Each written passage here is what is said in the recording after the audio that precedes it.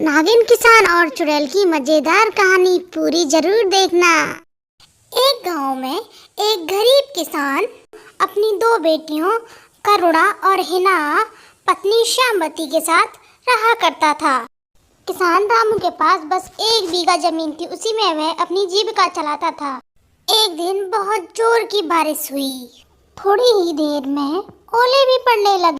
किसान के खेतों में पानी भर गया और फसल बर्बाद हो गई। रामू हाँफते हुए घर पहुंचा और बोला, हे भगवान, हम अपने बच्चों को क्या खिलाएंगे? अब फसल सारी बर्बाद हो गई है हमारी।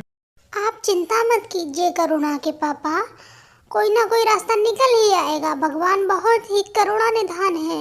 आप चिंता मत कीजिए पिताजी, सब कुछ बहुत जल्दी ठीक भी हो जाएगा। कहकर रामू वहाँ से चला जाता है। फिर वह घर से बाहर आकर चलते चलते घने जंगल में पहुंच जाता है। रामू पेड़ के नीचे बैठकर रोने लगता है और भगवान को पुकारता है। हे भगवान, अब मेरे बीवी बच्चे क्या खाएंगे? अभी वहाँ पर कुछ आवाज आती है। हे मनुष्य, तुम कौन हो और यहाँ पर बैठे बैठे क्यों रो रहे हो? रामू रोते हुए सारी बातें नागिन को बताता है। फिर नागिन उसे चुप होने को बोलती है। हे मनुष्य, मैंने तुम्हारी सारी बातें सुन ली हैं। मैं तुम्हारी मदद अवश्य करूंगी, पर तुम्हें मेरे लिए एक काम करना होगा। रामू पूछता है, क्या करना होगा मुझे? यहाँ से थोड़ी दूरी पर एक गुफा है जिसमें एक चुड़ैल रहती है, जिसे कोई सच्चा मनुष्य ही मार सकता है। उसे तुम्हें मारना होगा हे मानव। मैं चुड़ैल को कैसे मार सकता हूँ? इसके लिए हमें क्या करना होगा? तुम जैसे ही उसके बालों को हाथ लगाओगे वह मर जाएगी और पूरा जंगल मुक्त हो जाएगा। फिर नागिन और किसान गुफा की ओर चल देते हैं।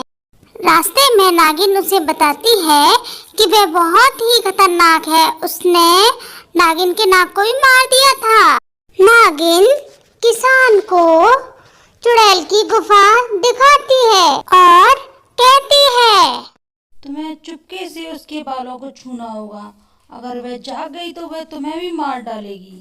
फिर वे गुफा के द्वार पर खड़े होकर अंदर देखते हैं। चुड़ैल अंदर सो रही होती है और एक भालू पहरा दे रहा होता है। रामू चुपके से जाता है और बाल छू लेता है।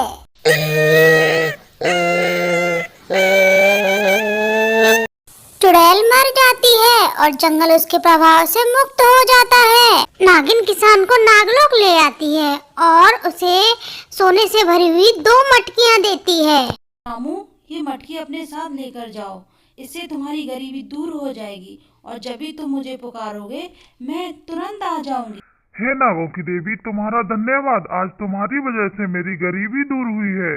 ये सब तुम्हारी सच्चाई और ईमानदारी का फल है।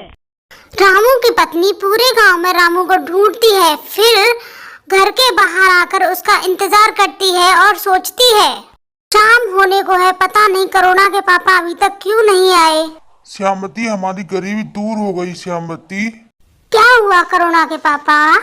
रामू श्यामवती को सारी बात बताता है और श्यामवती बहुत खुश होती है। फिर रामू शहर में बड़ा घर लेता है, नई फैक्ट्री खोलता है और गरीबों की मदद करता है। इसी प्रकार उसका जीवन आगे चलता रहता है।